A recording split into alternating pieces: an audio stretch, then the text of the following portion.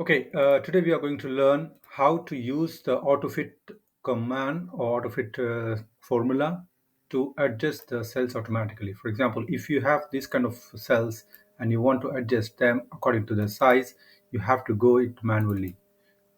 The other way is the very easiest way to adjust them automatically.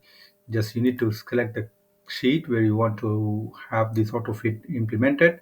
Right click on the sheet, click on the view code, and once you are in view code, normally it will be general, so you just need to select the worksheet and enter cells dot entire column dot auto fit. Once you've done that, just close this window and go back to your Excel. And simply when you click just a click here, you can see all the cells got automatically adjusted.